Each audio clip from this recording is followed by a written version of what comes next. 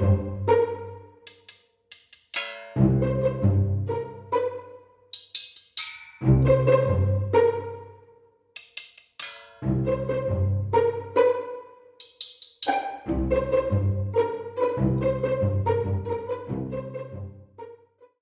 to episode 47 of A Message From. We're your hosts. I'm Alyson. I'm Edward. And it's Christmas week. It is Christmas week. Sorry, I had to think about that for a second. For those who celebrate Christmas, I don't know, has anyone ever called it Christmas week before? No, that sounds like something like a white woman would say about her birthday. Like, it's her birthday week. It's birthday month, first of all. Second of all, yeah, I think I just made up it's Christmas week. But it's Christmas week. Christmas month. Christmas year. That's the only thing left this year besides New Year's Eve, but I feel like you can just count that towards next year. God, New Year's Eve is the worst holiday. It's not fun. It's not fun. Like, I have no other words other than just, like, it's just not a good time. There's so much pressure for it to be, like, the best night because, like, it's the end and the beginning. But really, you're just going to be tired. Yeah, pretty much. Like, the next day is just a waste. Yeah. Or you're hungover, and that's also terrible as well. Or you lose your wallet, and then you start off the year on a very bad foot. It could go many ways. Many ways. Moving on. I have another zebra update for everyone. It's been a long time. I'm excited. A long time since we've had a zebra update, and things have been very quiet. Like, I wish we had a jingle. Oh, we should have made a zebra jingle. I should have made a zebra jingle. You should have made a zebra jingle. What have you been waiting for? I know. Sorry. But this whole saga is finally coming to a close. Oh. The last two zebra were found. Mm-hmm. And they're back on their original farm. Which leaves me with questions because that guy is technically still under investigation by, like, the county or something. So for having a zebra escape in general? I think it's more so for the illegal trap that was found on the border of his property that killed the other zebra. But it could also be how the three zebras escaped. Okay. I mean, we're unclear, but there's so much. Everything is unclear. And the whole time it's been very much like everyone's kind of like talking about the zebras. Like, everyone knows that this has happened and that they were loose and there were spottings everywhere. But at the same time, like, legitimate, reliable news articles were so hard to come by the whole time. Like, you could only find articles that were like 3 weeks out of date. And then by the time something happened, it would take them like 2 or 3 weeks to report it. So I'm like, there's a zebra cover up going on. Like, who is withholding this important news? Yeah, I think we are unearthing something here. Are we like breaking news here? Breaking news. I think we are breaking news. And you know what? This is like I was going to say like the real life version of Tiger King, but that was also kind of real. Like, he's a real guy and the tigers are real, but like how much of that story was full disclosure, like manufactured? You never watched? I never watched. I never watched the second one, and apparently there's like a movie. second one? I think there's a second one, and then there's supposed to be like a movie or something. I watched the first one way at the beginning of like quarantine. We as a society have a huge problem with letting things end, in that we don't let things end. Why must everything have a second season? We have to hold on to everything. Oh my God. And it's like the same problem with the reboots. We just want more and more and more. This is like, it's like the idea that no idea is original, like it's always already been done, so no one's coming up with unique ideas. And I think we're finally embracing that and just being like, well, then let's just redo something we've already done before. Then let's just revamp that while those actors are still alive. Yep. Speaking of reboots, I don't know if it's a reboot technically, or rather just it's not a spin-off. I don't know what the word is for it, but did you ever watch Sex and the City? I did not. I never watched it. That does not surprise me. I've maybe seen like one episode, and every so often I'm like, should I watch it for like the culture for posterity for absolute something. mood. I've watched quite a few like full-on TV shows being like, everyone watches this, I've got to watch this. That's what I think about Friends too, and I still haven't pulled the trigger on that. I tried, and I got halfway through season 1, and I said, no. Pilar's gonna kill me because it's like, every time I walk into her house, she has Friends on pause or playing on either a TV or a computer. I feel like if She, you're a sleeps to Friends watcher, then you're all in. Like, you've seen it 80 times. Like people with The Office. If you watch The Office, you've seen it 2 billion times.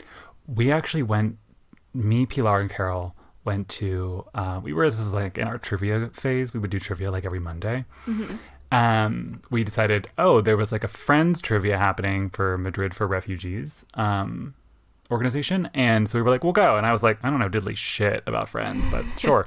So I got smashed because I didn't have anything else to do. And then they answered everything and we won. Fabulous. Yes. Friends and I used to do bingo. Love bingo. Yeah. I haven't done bingo in so long. It was a lot of fun. Oh my God. We can't do bingo because everything's closed. I was going to say we should do bingo while I'm here. While you're here, we can do bingo because the place that my friends and I used to go still does bingo. Do they do drag bingo? Have you ever been to drag bingo? I've never been to drag bingo, and they do not do drag bingo. I went to drag bingo once in a synagogue with my mother. I just remembered that. Oh, that sounds like fun. I don't remember much of it, to be honest. I forgot that it actually even happened. Until this moment. Yeah. Bringing back memories. I think it was in a synagogue. No, we can definitely go to bingo while you're here. Okay. And then we win gift cards to the place that we're playing bingo at, so it'll just continue to fuel the bingo addiction. What is the place that you play bingo at? It's a bar, like a restaurant. We went to it actually when you were last here. Oh, that place. Mm-hmm. They do bingo Wednesday nights. The like 40 million TVs. Yes, with 80 billion TVs.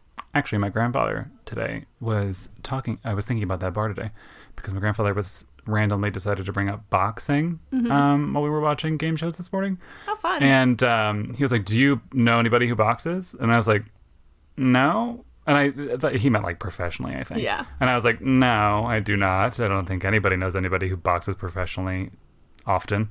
And I've come across then he a started, few. Well, that makes sense because you box as a workout. Mm-hmm. But then he was going off about like friends of his that he knew up in like some church that like they had a basement with a gym, and he would go down and like hang out with the people who like boxed and stuff. I love this. I love this for your grandfather going to like Pittsburgh basement boxing gym. Yeah, he said it was up at St. John's, and I was like, I don't know where that is. I don't think.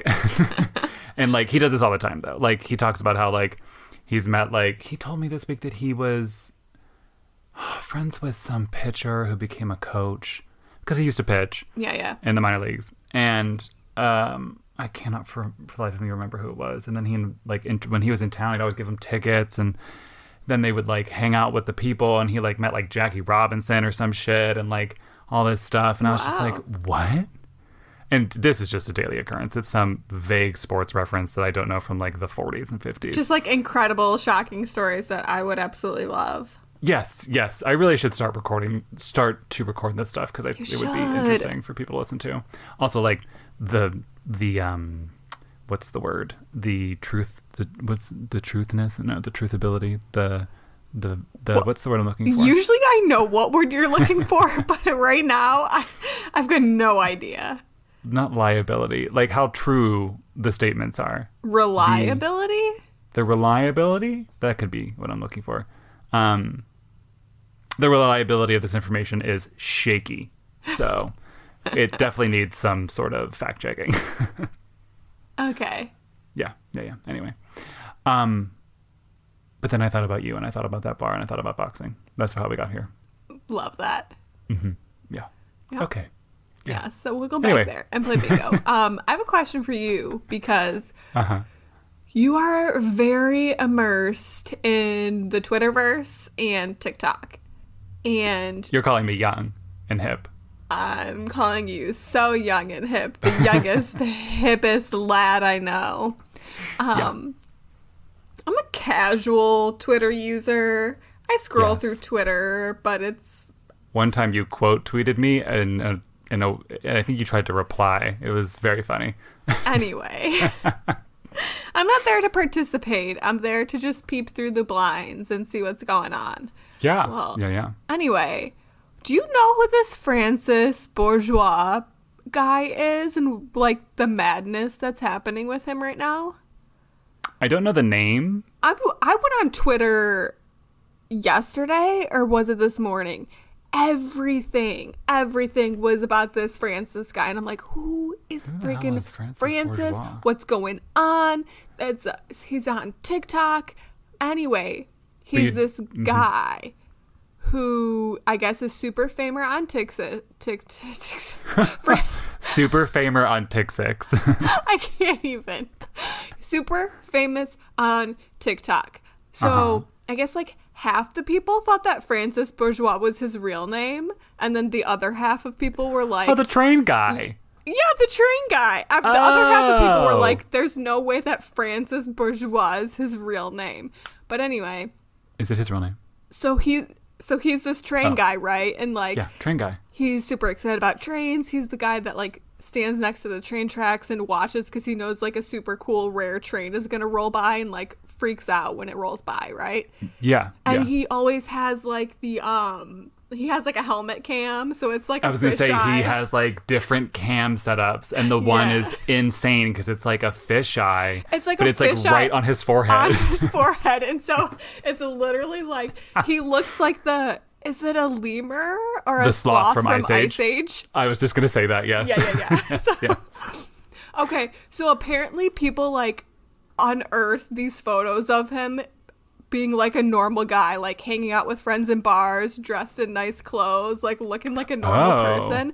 And people are losing their minds. And again, it's the same thing. Like half the people are like, well, of course, like just because he's a nerd who's obsessed with trains doesn't mean he doesn't have friends and like can't go out and have fun. And then the other half of people are like, oh my God, he's a fake, he's a liar, he doesn't even really like trains. Like, I think, that you never know. Half the stuff you see on TikTok and on the internet these days is fake.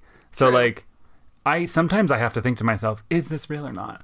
And I did assume that his enthusiasm for trains was real because otherwise it'd be a very extensive bit. Mm-hmm. But I also believe that he has a life outside of train spotting, I guess. Is that what it's called? I don't know. I think it's called Train Spotting. I've never seen that movie. It's hilarious. Like, you need to go look at Twitter with this in mind. And is he British? Because he must be. I think the reason I came across this is because, you know me, I'm obsessed with like British pop culture and like I listen to all that music, and there's like a few shows and things that I watch. Oh my God, he's like hot. These are like, sorry. Well, that's what people are saying. Like, there was this hilarious tweet. I need to find it and read it to you because I think that's why I came across this, because I follow all of these British people. Mm-hmm. So all of a sudden I was like getting all this stuff about this Francis Bourgeois guy, and I'm like, who is this Francis guy? Like, what on earth is happening? So like, here's one. Francis Bourgeois has a girlfriend, screaming, crying, throwing up. My heart is broken. And then, oh my gosh. Someone painted him on a brick wall in Brighton. I saw that. So listen. I'm obsessed. Yes, I saw that. Okay, so here's another one. Oh, I just saw that tweet that you just mentioned. Sorry to ruin everybody's Christmas, but it's come to my attention that it looks like the UK's most wholesome person, Francis Bourgeois, is actually a phony called Luke. And it's like all these pictures of him from his personal life. Like, oh no. Struggling to come to terms with roadman Francis Bourgeois. And it's like these pictures of him looking like a hot model. I'm obsessed. Oh my gosh. Love. I did not know where this Francis Bourgeois on the dock was going to take us. I really had no idea. But as they say on Drag Race Italia, adoro. Oh my god. Adoro. It's hilarious. Here's the last one, because this is the one that I was originally going to read to you. It says, I will not sit here and see Francis Bourgeois be canceled. Can a man not love trains and be a male model? Honestly, bring back multifaceted internet people. Please do. Yeah. Wow. Yeah. Well, I don't have much else to say. Let's take a break. Okay. All right. take Well, a break. yeah. All right. Easy enough. Okay. Take a break. Bye. Bye. Hey everyone, this is Alyson. We just wanted to check in and say thank you so much to everyone who has listened, engaged on our Instagram, sent in a message, checked out the blog. We really appreciate it. And we would absolutely love it if you could give us a call and leave us a message at 202-630-4509 or send us a message into our DMs on our Instagram, a message from, or you can send an email as well to a messagefrompod@gmail.com. We're looking forward to hearing from you. Welcome back. As always, we hope you enjoyed that break. We do. You got a little snack, did something fun. I act like these breaks are so long, but they're really not. Really they're just not. a little They're about quick, 30 seconds. quick I know, refresher for your I'll mind. double tap on my 15 second fast forward on Apple Podcasts because I don't want to listen to it. Boop, boop. Are you telling me you don't like the theme music? Well, there's also that pod break thing in it where it's like, leave a message, yada yada. Anyway. So no, I don't. Rude, but let's focus. This week we have a holiday message from the lovely Casey. She says, "Hi Edward and Alyson. I hope you are both having a lovely holiday season and that it has not been too stressful.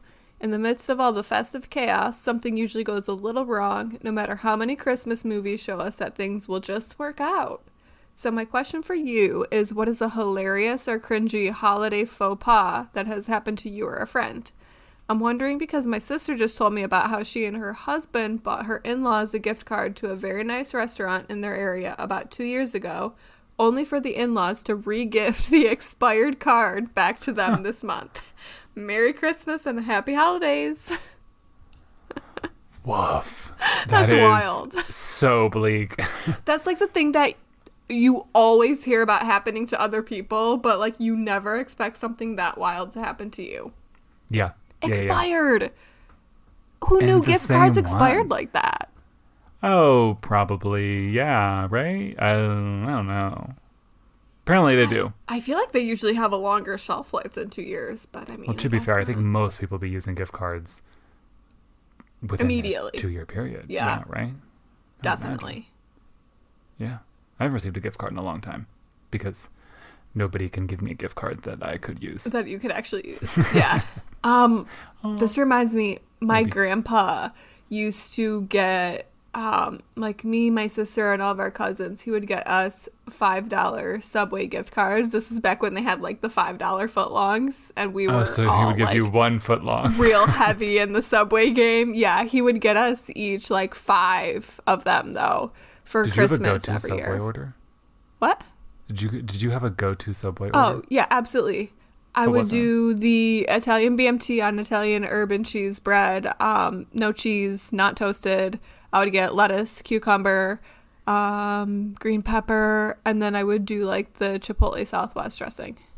Oh my God, love. Also, love how you spit that out real fast. Yeah, it all comes back to me. Literally all things I haven't eaten in many, many years. Like, I no longer eat cured lunch meats. Haven't done that in a long time, but still remember my order. Wow, that is so funny. Mine was just turkey on an Italian herbs, non-toasted as well, with lettuce and cucumbers, provolone cheese, or mozzarella, I can't remember which one it was, and mayonnaise. Classic. Yeah. It was like so cold and divine. Yes. Anyway, back to this. I needed to know that since you brought up Subway. Yeah. Gross. Oh, and I'd always get sun chips every time. Sun chips every time. That or like a white chocolate macadamia nut cookie. Oh, their cookies were pretty good. Yeah. Also like the size of a face. Yeah, it's massive. They were huge. Love. But yeah, so off the gift cards and back onto the holiday faux pas. Do you have any holiday faux I pas? have that happened to you? one. So it's funny. It's not cringy. It hit me this morning. I was thinking about it and I was like, I need to find this picture. There is Oh. there's a picture. It's Christmas Eve at my grandma's house, and we're all just like hanging out, doing our usual, like everyone's chatting, eating food, whatever. All of a sudden we're like, is it smoky in here? Like the house is filling with smoke. The fire alarm starts going off. And we're like, what is going on? Like, what's happening? What's on fire? Something had like dripped in the oven and was burning, like burnt to a crisp black on the bottom of the oven. And so there's this picture. So the oven's open. My one uncle is like in the oven trying to get this burnt stuff off so it stops like smoking and filling the house with smoke. Like, Right. we're all like standing by, like, of course all of us younger ones are laughing about it. Like, my grandma's concerned, whatever. And then my other uncle is just sitting in this chair, like, bandana over his face, like, blocking the smoke, just, like, not participating at all. Like, I need to find this picture because that's hilarious when I think about that picture. What was dripping into the oven? I don't even know. It might have been something from, like, mac and cheese grease or something. I don't even remember. Mac and cheese grease. Like, I mean, I understand, but it's just like a very funny set of words. it is, but no, oh my God. I was guilty of dripping mac and cheese grease all over someone else's oven. Oh my gosh, I'm having a flashback now. So this restaurant that I used to work for, this bar and restaurant, mostly I was a server, but I also bartended there, and then I would do like back of house prep when we had big events, or like sometimes I would do catering. So I picked up this catering job. I was catering, what was I catering? A graduation party. So it's just me at these people's gorgeous house. First of all, let me tell you, this house was beautiful. And so I have like all the food from the restaurant, like I'm there, but a lot of it I had to like either heat up again in their oven or like keep it warm in their oven. Oh no. And so it's like towards the end, and I'm like cleaning everything up. I'm like trying to get ready to leave and stuff, and I'm like, it was, you know, it was like the huge trays. I realized that freaking mac and cheese dripped all over the inside of their oven. And I was like trying to clean it up, but I'm like, there's no way this is all coming up. Like, this is a greasy mess. Oh no. Did you get in trouble? No. But now I'm just wondering, like, I'm sure there was still cheese grease in there the next time they went to use their oven, and they were probably like, oh my God. Oh yeah, for sure. For sure. Mac and cheese grease. What a fun little ditty to have to clean up. Oh my gosh, this is bringing back another memory of another catering event that I did, but we'll save that for later. It's so off topic. Yep. Whenever we get to do that catering episode someday. So what about you? Do you have any like awkward or cringy stories? I was thinking about it real hard.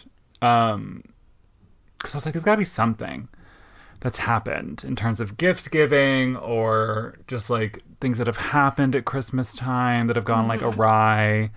And I like, obviously we had already talked about the Thanksgiving pumpkin pie situation with my grandmother. I'm sorry. What? You can feel free to cut this out if you want, but oh boy. I had a like notification from Twitter, and I was like, oh, we were just both looking at Twitter, like, you must have liked something that I tweeted. No, I didn't. The morning radio show that I listened to, I quote tweeted them this morning, and they liked my tweet. Oh my gosh. Like, what did you say? Famous. They posted this picture, like, it's like 9 photos of the 2 main hosts, like, doing crazy things during the show or something. Like, mid-action, like, ridiculous poses and facial expressions. And it's like, how are you feeling about the holidays? And they're all numbered. And I was like, okay, it's one a of those tie memes. between this one and this one. And they liked your photo. And they liked my photo. Literally the only like. I have no Twitter friends. This is a prime example of me being young and hip on the TikTok and Twitter. And you being on the TikTok and Twitter. Me being so excited that one person liked my tweet. I was equally as excited when I quote tweeted John U. Bacon, who you will have Who no the idea fuck who is he that? And he liked and responded to me. He's like big in like journalism for Michigan football and stuff. Oh, okay. All right. Yeah. I do understand the excitement that comes from getting a reply or a like or a retweet. Yeah. One of the judges on Drag Race Italia retweeted my tweet. And it was not me being super nice, but it wasn't me being super mean. But I don't think she understood exactly the vibe because it was in English. Oh. And she retweeted it anyway. I said, Chiara Francini, I love you so much. You're batshit crazy. And it's like this insane video of her like laughing into the camera. And she retweeted it. I was like, oh, Chiara, you don't understand English very well. Oh, I love it. Maybe she does, though. And she embraces it. Yeah. I mean, it wasn't like mean or anything, but it was just like she's batshit insane on that show. And anyway, so I get it. It's very exciting. Never forget when I got made fun of from all of Spanish Twitter for not knowing what the fucking wall shit all over the walls is. Yeah, I recall that. God, I spent a significant amount of time looking through all those comments. Yeah, same. Same. And then I spent a significant amount of time turning off my notifications. But anyway, like I was saying, I couldn't really think of anything other than the Thanksgiving pumpkin pie grandma fiasco that I brought up already on our Thanksgiving episode, I believe. Yeah. And from there on out, I couldn't think of anything else, really. I'm sure, like, there's been, like, gift-giving faux pas in terms of, like, white elephants or... What are those parties called? Doesn't count, though. But doesn't really count, exactly. I think I gave my dad a mug one year that he was like, this is terrible. And I was like, oh. I mean, it was a terrible gift. He was not wrong. But other than that, like, can't really remember anything else. I remember one year my grandma got me a doll, and it was a nice enough doll, but I did not like it, and I don't think I faked it very well. Oh, yeah, I like it. Wait. But I was like, sometimes I think about this, and I'm like, you are such a little brat. Like, yes, I have a brat feign moment. some better excitement. So obviously this is when I still thought Santa was real, and I think it was second grade. I remember it being second grade, but I could be wrong. I received, Mama, like the largest load of gifts on Santa's sleigh in terms of like Harry Potter stuff. Like, I still have half the stuff. Like, just little Harry Potter gift, like presents to posters, to this, to that. It was like the best Christmas of my life. And I was like, Santa killed it this year. Like, I cannot wait for next year. He's going to blow me out of the water again. Like, this is insane. And, like, fully not comprehending that, like, spoiler alert, if your children are listening, turn this off now. Santa's not real. And, like, it was my parents.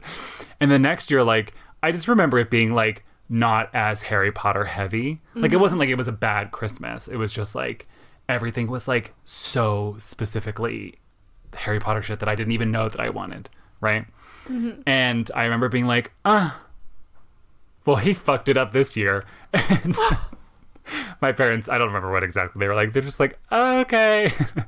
And then realizing as I got older, I was like, you're such a miserable little shit as a child. Oh my God. Oh, I felt so bad about it. Oopsie. Yeah. So that's a faux pas on my end. That was my faux pas as a child. As a dumb little child. Oh my gosh. One of my biggest faux pas as a child, which I didn't really consider it a faux pas, but looking back, my mom was probably so mad at me. I would always find our Christmas presents. Like, there was one year that they each got us these tiny little TVs for our bedrooms. Which was like those were the huge deal, right? Oh my God. I think I found it at a garage sale and I was like, this is the summer. Yes. Incredible. Yeah. They were like this big. Oh my God. Yeah. Like, so tiny. iPads are bigger. I was searching for, what was I searching for? Like gloves or a hat or something. And I like had asked my mom a million times and she was like, hold on a minute. I will look for them when I'm done with this. But I was impatient. I didn't want to wait. I wanted to like go out in the snow or something. So I'm like digging through the front closet and the TVs were hidden in there and I totally spotted them. Wow, you were one of those kids. I was Yeah. never a search for present type child. I think my wasn't brother trying might to have. search for them, but I just would come across them because I just wanted to do things my own on my own time. So like there was no stopping me. I was gonna find those gloves in the closet that weren't even freaking in there, but surprise, the Christmas presents were.